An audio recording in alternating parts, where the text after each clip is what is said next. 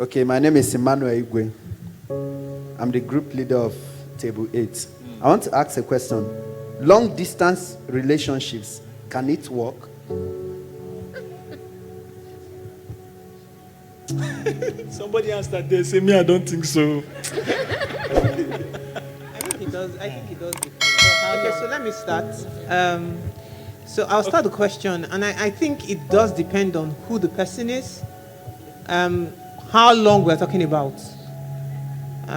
Some people they're just physical. Let me say, like, physical touch is a love language for them. Acts of service is a love language for them. It's a little difficult to be able to meet that person's needs if you're in a long distance relationship. And for those kinds of people, it will be a little difficult for them to feel that they are loved when you're not in a position to physically be with them, right? So for me, I think it depends on several factors. Who the person is. I know people that have done long distance relationships, but one party was willing to sacrifice. Like every quarter you're shuttling, and then you're making the demands and spending time on it. Because there are people that are in this Lagos, they are in long distance relationships. So long distance, stop thinking Canada, US. Stop thinking Canada, US first. Think Okoko Michael and Aja. Or even Aja and Yaba. For some people, it's a long distance relationship. Bridges. Because you're working, your work schedule takes you away all through the week. Then maybe Saturday, sometimes you have to work here in church on Sunday. So what do we call a long distance relationship? You are seeing somebody twice a month. You know, you're not getting physical time to spend with each other. For some people, it's practical, they can deal. I speak to him every day, you know. And then for some people, if you don't take me to work and bring me back, and we don't spend that quality time, the relationship has not set. I think it's important, and that's why self-awareness is so important. What are your own love languages? Yeah. What speaks love to you? If what speaks love to you requires physical presence, then you may struggle with a long distance relationship. If it's not very long, and maybe he's away for 3 months, 6 months, you can find technology in between. But if he's not there, I know someone, I had a young protege that really likes, let's go to the beach, just wake up and say we're going to spend time together. So everything other than that physical presence was kind of managing for her. And so a long distance relationship would have been a stretch. Meanwhile, for somebody else, he calls me every day. And then before I say Jack Robinson, there's money in my account. I can buy whatever I like. My friends can cover the gap for going to see the movies. So these questions are not... It's like credit alert reduces the distance. No, for some people, credit alert is a love language. For some people, credit alert does not mean nothing if you're not there. Yeah. Everybody... But that's true. So I don't honestly like to shop. For me, shopping is such a chore. So if you send me money, it hasn't really done much for me. Honestly. I know that words of affirmation mean a lot of things to me. So if you don't use your words well, I will struggle. All right? So the person can be far away, but every day I wake up to an affirmative text. I will go through the day feeling like I'm walking on sunshine. SD, you are trying, no? Okay? Meanwhile, somebody else with the words of affirmation will feel like, oh, I beg, it doesn't mean anything to me. All right? So I think that walking through this whole context, and that's why I was saying on one of the tables, when are you ready to get married? When you know yourself enough to know what makes you happy, to know what you can do to make someone else happy. Because marriage is not only about you. So your language can be physical touch. And the person that you are dating, his language is acts of service. And you are a very self-contained person. How to step out of your corner to do something for somebody is like a big sacrifice. You are going to have to shift. So in the context of whether a long-distance relationship is for you, number one, how long, how far away, what do you define as love? How does that fit into physical presence or not? And then sometimes too, I personally don't believe in long courtships. Long courtships where there's no end in sight. Let's see how it's going. 2 years. 3 years. I don't even care if the person is even much younger. Let's see how it's going. You're just creating this whole gap of uncertainty. Yeah. So if you have set your eyes, and that's why I am very careful to put the context around long distance relation. You can be in a long distance relation. A person has gone to do her master's or his master's in school, or he gets a cross posting and he has to be away for 2 years, and you are doing something in the interim, and you guys are both working towards a common goal of in 2 years' time when she comes back, we're getting married. That makes sense to me. Not the one that let's see how it's going then in 2 years. And some people, they are very good at doing let's see how it's going. No, I'm not making any commitment. See, child of God, where the person is seeing how it's going and they're not making commitments, count the cost and phew. Count the cost.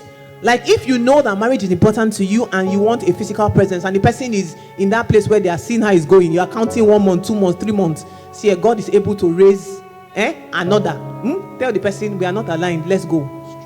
So in the context of this long distance relationship, I think it's a function of you. There are people that have met the spouses that God had in mind for them, and they were just able to, they needed to manage maybe 6 months of inconvenience or 1 year. I need you to be very careful not to throw away the baby with the bathwater because everybody else has said it did not work. Yeah. If you meet the right person, and the person is able to speak your love language, and the person is able to make the sacrifices that make the relationship work for you, and you are happy, then it doesn't matter if everybody else says that it doesn't work. But you can be in the same place with someone and the relationship is not a struggle. Like the last time you smiled from your heart, you can't remember, but you are dating someone. Okay, so maybe we'll ask the question, when was the last time you smiled from your heart? If you're in a relationship, just think it and just keep the answer. Just in your mind, just keep the answer. If you can't remember the last time you smiled, just we have a notepad in front of you. Just write it down. Make a note. The Lord may be saying something to you. So How will you know the right person? How do you know the right person? This is how I'll put it in summary, in a very quick summary. Deploy all your arsenal. Yes. Deploy all your arsenal. Okay? Some people will say, pray about it. And they stop there and they don't do anything. They don't check, they don't screen, they don't ask questions, they don't do anything. And then when they have issues in the future, they blame God. So this is one of the analogies I like to use. Cell phone or a car. Cell phone. Let's use cell phone. At least that way we can cut across. When you want to buy a cell phone, you don't just go to the shop. Well, unless you're absolutely clueless, right? And you don't know what you want at all, then you go to the shop and tell the guy, please, I need a phone. And he starts asking you what type. if he's absolutely clueless, then he needs to sign up for the academy that we're going to introduce. If he's absolutely clueless, means he's not ready for marriage yet, but let's assume he knows what he's looking for. If you're absolutely clueless, the guy is going to, if he doesn't have so many customers, right, spend the time and give you different, and you will spend a long time, and eventually you get out of the shop with a phone and the guy is like, oh my goodness. Okay, but then what's a better way?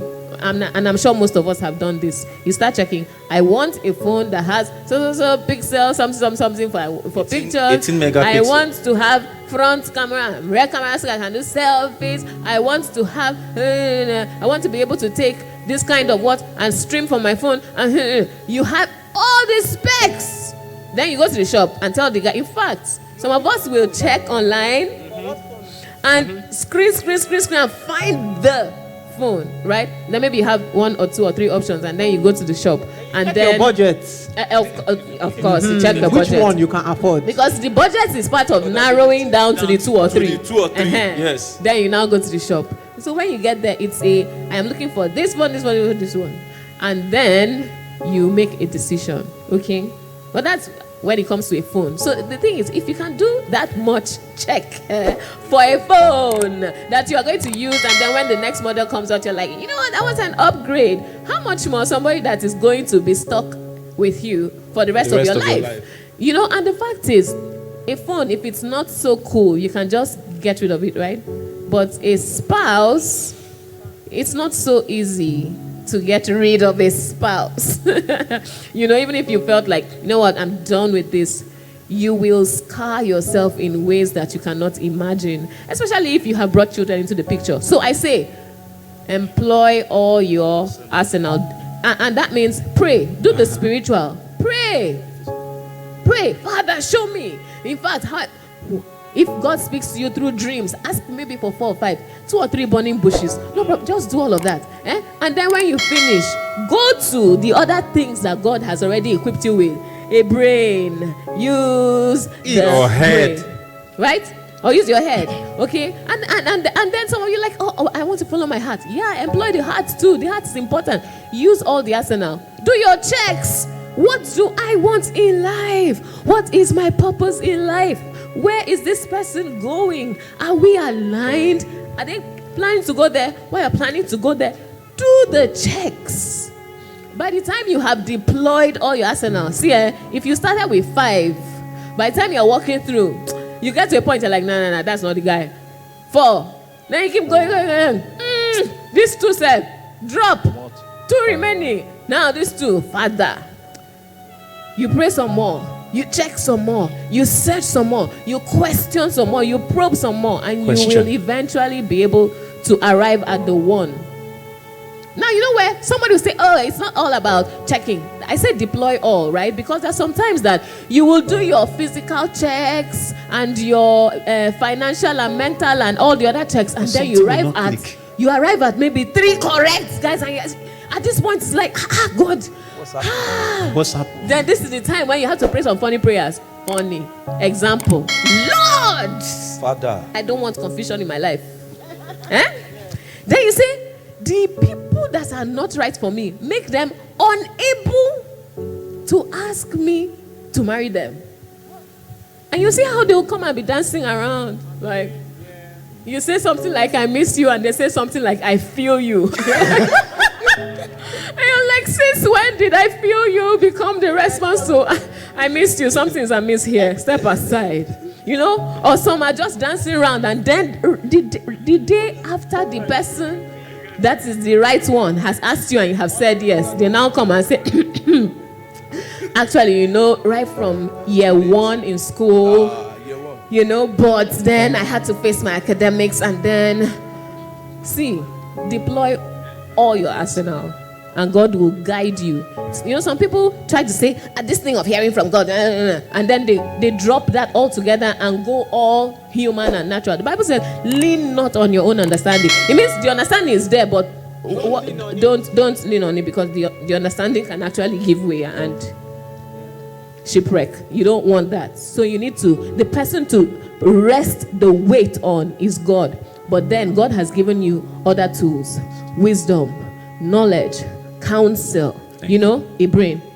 Thank you. Yeah. Just to add to what Pastor Nyete said, I just wanted to say thank you so much. That was so good. Thank you. And I think that I meet people sometimes and they don't really know what they want.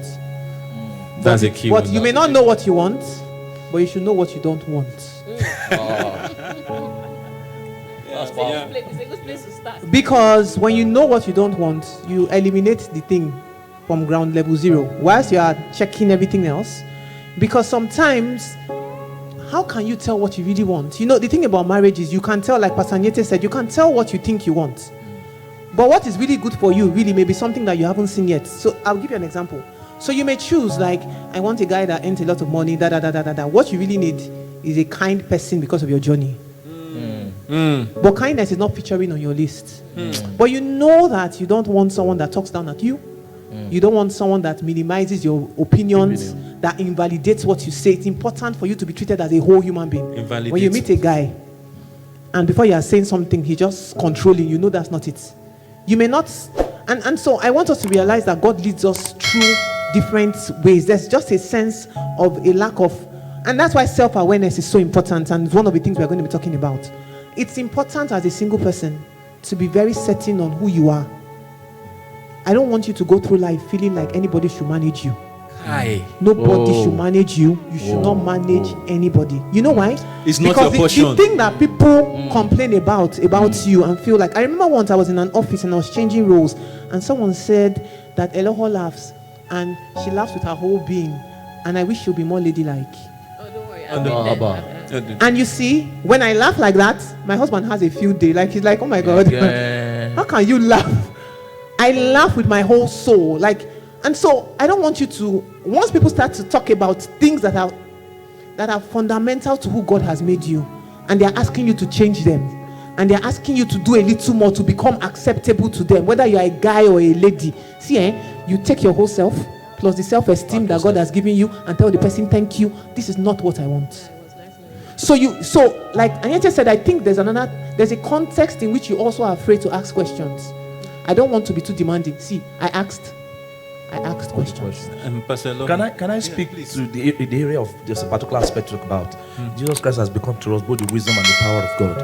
I want to speak to the area, that aspect of the spiritual aspect, the conviction path. See, one of the reasons why people also have issues is because they only start developing the ability to hear from God when they are ready to get married.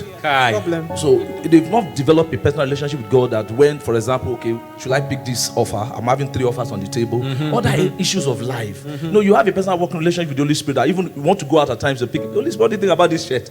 There was a day I was going out, I was rolling up my sleeve. I said, rule it down. I know that that's not a sin, but it's testing me to know whether I'm going to pick up his voice at a point. So when people are now ready to get married, and I'm like, oh God, show me, because they've not cultivated that relationship. So it's very, very challenging. And these days, well, God has given us brain that we can give him rest anyway. But also there's that part of us, we are essentially a spirit being. So people don't pay attention to that these days. We are a woke generation, blah, blah, blah, blah, blah, blah. But as you rightly said, we must deploy all our arsenal. Now, how was that? If you liked it, this is a good time for you to click like. And if you didn't really like it, but then you learned something, and you know someone who can also gain from, the things we talked about here, please share. It's a good time to share. Share on Twitter, share on Facebook, share on your WhatsApp, share everywhere. Help us spread the word. Yes. And just in case you have not yet subscribed to this channel, this is a good time to do so. Subscribe, please, and click that notification button, the bell. Yes, click it so that every single time we upload something, you will be one of the first to know. Finally, if you want to tell us what to do on this channel, as in, some of those extra things that we can use to ginger the swagger. Busy swag, whatever.